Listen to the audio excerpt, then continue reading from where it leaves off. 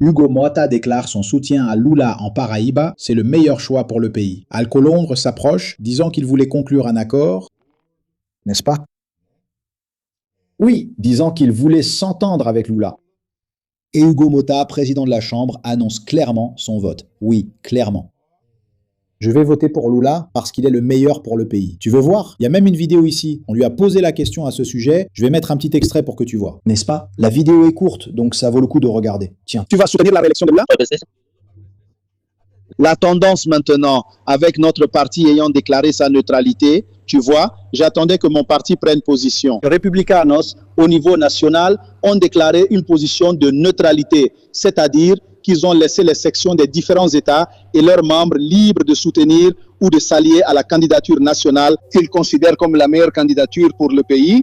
Et notre tendance ici en Paraïba, cela avait déjà été dit auparavant, c'est de marcher avec le président Lula. Nous allons déclarer ce soutien au président parce que c'est le président qui correspond à ce que nous pensons être le mieux pour le pays. Donc j'attendais la position du parti pour pouvoir rendre public notre position. Notre position est ici révélée en exclusivité, c'est un soutien au président Lula dans son projet. Et c'est tout.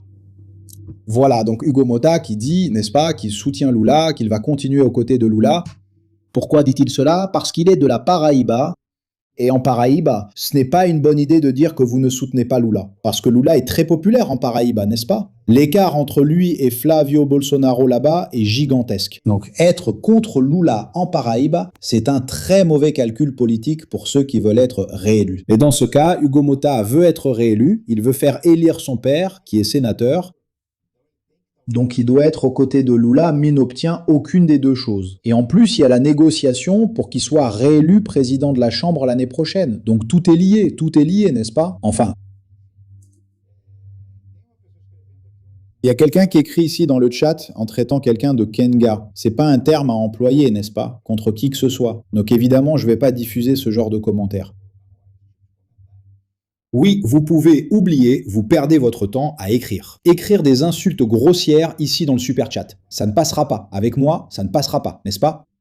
Oui, Antonio Carlos Dornel avait déjà envoyé son super chat. Julio César Drummond Viana, merci mon cher. Donc pour la collaboration, toujours très importante pour le travail que nous faisons. Encore ici, juste un peu plus. Allons-y. Où est-ce?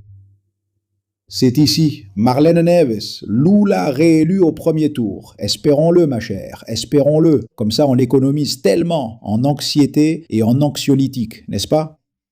Beaucoup d'anxiolytiques qu'on va économiser si ça arrive. Mais allons-y, regardez. Député républicain, député pro-Trump, publie un montage de Lula en Maduro. Tu te souviens de cette photo de Maduro arrêté, n'est-ce pas? Alors, il s'est passé la même chose. Le député républicain Carlos Jiménez a publié un montage du président Lula comme s'il était Nicolás Maduro, le jour où il a été capturé par les États-Unis. L'image est la suivante. Voilà, celle-ci est la photographie de Nicolás Maduro. C'est une photo réelle. Il a les yeux bandés, une bouteille d'eau à la main, un sweat gris, emmené par la police. Par la police, non, par les forces armées des États-Unis qui ont envahi le Venezuela et ont enlevé le président vénézuélien. C'est ce qui s'est passé, les gars. Ils ont kidnappé le gars, n'est-ce pas? Ils l'ont emmené alors qu'il était encore le président du Venezuela. Donc voilà, qu'est-ce que le gars a fait? Il a utilisé l'intelligence artificielle et a créé cette photo ici, avec les mêmes vêtements, tout ça, sauf que Lula a les yeux bandés et une bouteille de cachaça à la main. Et il a écrit ce qu'il attend, ce qu'il attendait, quelque chose comme ça. Qui est ce député qui a fait cette bêtise ici? Parce que c'en est un autre qui veut se faire remarquer.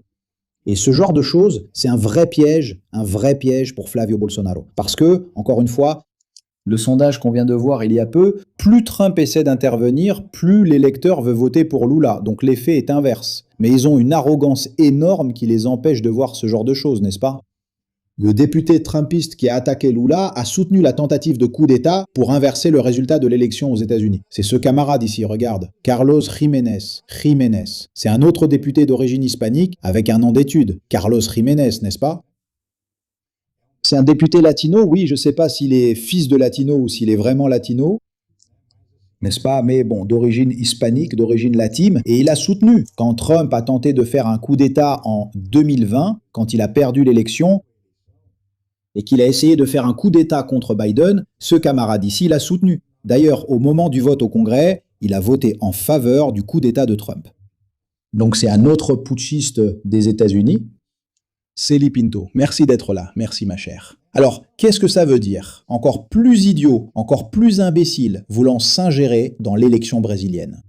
Est-ce que ça va donner un résultat? Il n'y aura aucun résultat, absolument aucun. Ils n'obtiendront rien, bien au contraire. Et c'est pas Ricardo Mello qui dit ça. Ce sont les sondages électoraux qui le disent. Ils montrent clairement que ce type d'ingérence ne fonctionne pas avec l'électeur brésilien. Mais enfin, Vorcaro veut absolument passer un accord de collaboration avec la justice pour voir si ça peut alléger un peu sa situation. Mais il n'y arrive pas, n'est-ce pas? Pourquoi? Parce que ce qu'il propose, ce qu'il raconte, la police le sait déjà. D'ailleurs, la police en sait plus que ce qu'il raconte. Donc quand il vient et dit « Regardez, la police est informée », la police répond que ce n'est pas le cas. C'est pas ça, mon cher, parce qu'on est au courant. On a pris ton téléphone, on l'a ouvert, on a lu tous tes messages. On sait que c'est bien plus que ce que tu es en train de dire. Et à cause de ça, il y a eu 2 tentatives ratées de conclure un accord de collaboration avec la justice. Maintenant, il vient juste de changer. Maria Elisabeth, merci ma chère pour le cadeau. Il vient de changer d'avocat pour voir s'il peut de nouveau atteindre André Mendonça. L'avocat d'ailleurs a même demandé une audience avec André Mendonça pour aller là-bas, discuter et demander « Alors, y a-t-il encore une chance d'obtenir un accord de collaboration avec la justice? Si mon client change, accepteriez-vous la proposition de collaboration avec la justice ?» C'est là qu'on en est, non? Et maintenant, Vorcaro, s'il décide vraiment de parler, mais de tout dire ce qu'il sait, il y a une chance que cette collaboration avec la justice aboutisse.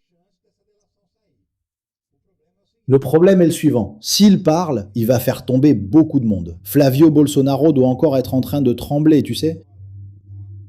Il doit encore être en train de trembler de peur de l'accord de collaboration avec la justice de Daniel Vorcaro s'il aboutit vraiment. Mais ça ne sortira que s'il est vraiment prêt à tout révéler, à tout raconter. Sinon, ça ne sortira pas. Il peut oublier, il restera en prison, purgeant sa peine, comme il l'était déjà.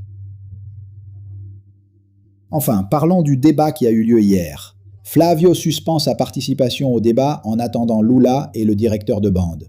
D'abord, avant de parler du débat d'hier, n'est-ce pas? Que se passe-t-il? La bande a changé la date du débat pour voir si Lula allait participer, parce qu'il va y avoir le lancement de la campagne de Lula au stade Vila Euclides, là, à São Bernardo do Campo. Le stade Vila Euclides est le stade où, là, dans les années 80, à l'époque des grèves, d'ailleurs même avant, à la fin des années 70.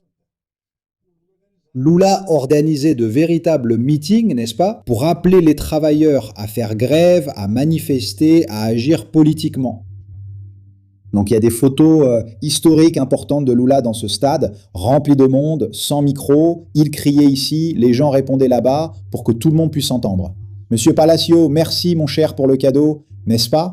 Alors, il a reporté, parce que c'est un acte symbolique, il a reporté cet événement de lancement de campagne au stade Vila Euclides. Et ça tombait exactement à la date du débat de la bande. Et là, il a déjà dit, écoute, je ne peux pas y aller parce que j'ai un événement et tout ça. Qu'est-ce que la bande a fait? La bande a changé la date du débat pour essayer de garantir la présence de Lula. Même comme ça, Lula dit, je ne sais pas si j'y vais ou pas. Et regarde, moi, si je devais parier un peu d'argent ici, je parierais avec toi qu'il n'y ira pas. Au moins à ce premier-là, non? Et Flavio Bolsonaro dit la même chose. Si Lula n'y va pas, je n'y vais pas non plus. Parce que s'il y va, il va juste se faire attaquer par les adversaires, qui sont les candidats de la droite. Parce que les candidats de la droite veulent la place de Flavio. Ils veulent monter dans les sondages et faire tomber Flavio pour qu'il puisse aller au second tour. Alors Flavio Bolsonaro a dit « Je vais devenir la cible préférée de ce groupe. Je n'irai pas. Si Lula n'est pas là, je n'irai pas non plus. » N'est-ce pas? Donc Flavio, à ce stade, et probablement le débat présidentiel de la bande, n'aura pas les principaux candidats. Il y aura les autres petits, les minuscules, les petits candidats qui vont débattre entre eux. Et en attaquant tout le monde, en attaquant Flavio, en attaquant Lula, bref, ce sera un débat que personne ne va regarder et qui probablement n'aura absolument aucun impact. Parce que ceux qui en réalité disputent cette élection ne seront pas dans le débat, n'est-ce pas?